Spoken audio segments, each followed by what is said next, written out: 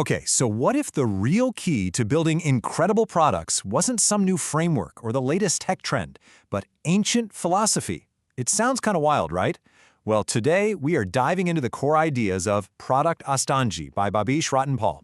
It's this incredible book that takes timeless wisdom and applies it directly to the, let's be honest, absolute chaos of modern product leadership. This line, man, it just gets right to the heart of it all. We all know the external pressures are real. The market, the competition, all of it.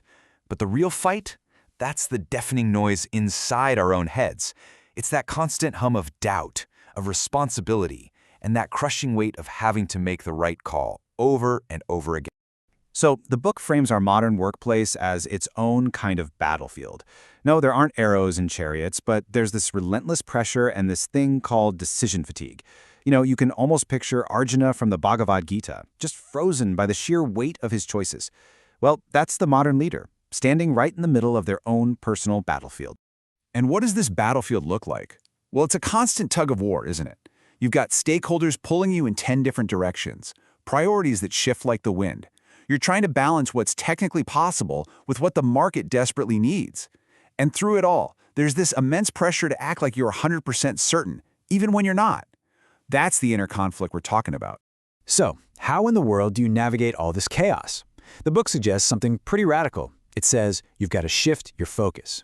Before you even think about building great products for the world, you have to turn inward. Because the very first and most important product you will ever build is yourself. Let's just sit with that for a second. Really think about it. Every single product, every feature, every line of code. Where did it begin? It started as a thought. Your mind isn't just a tool in the process. It is literally the origin point of everything you create. And if that's true, if the quality of your work is just a direct reflection of your own internal state, then what's the most powerful thing you can do? It's learning how to steady the very instrument of creation itself, your own mind.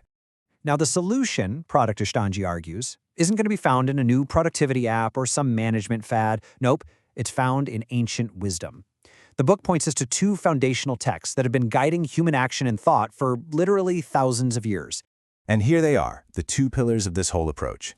Think of the Bhagavad Gita as the instruction manual for how to act with total clarity, especially when you're in the middle of chaos. Then you have the Yoga Sutras, which are like an architectural playbook for your mind, how to understand it, how to train it. And look, we're not talking about them as religious texts here. We're talking about them as profoundly practical guides for right now.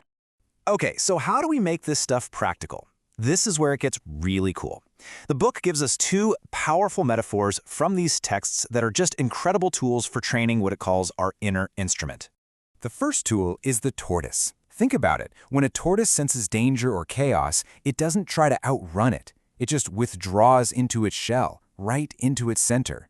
It creates this little space of stillness to get its bearings. For a leader, this is the art of strategic withdrawal. It's having the ability to pull back from all the noise to find your center before you decide to act. And you can actually apply this. First, you just have to notice the pressure building. You have to hear the noise getting louder. Second, you consciously withdraw. Now, this doesn't mean you have to leave the office. It could be as simple as turning off Slack for 5 minutes before a huge meeting. Third, in that quiet space, you find your clarity. And finally, you come back and you act with intention, not just out of pure gut reaction. The second metaphor is just as powerful. I want you to imagine that your core awareness, your true self, is like a perfectly clear crystal. But when a bright red rose, which represents a strong thought or emotion, like anxiety or urgency, is pressed right up against it, what happens? The entire crystal looks red. We start to mistake that temporary feeling for who we fundamentally are.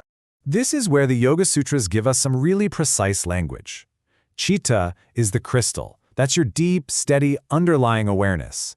Vrittis are the roses. Those are the constant fluctuations, the mental chatter, the passing emotions that temporarily color everything.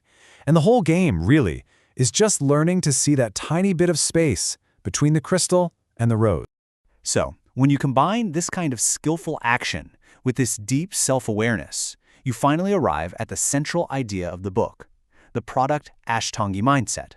It's a completely different way of being for a modern leader. The ideal state of mind described in the Gita is called sthita prajna. It literally means steady wisdom. Now, this isn't about being an emotionless robot, not at all.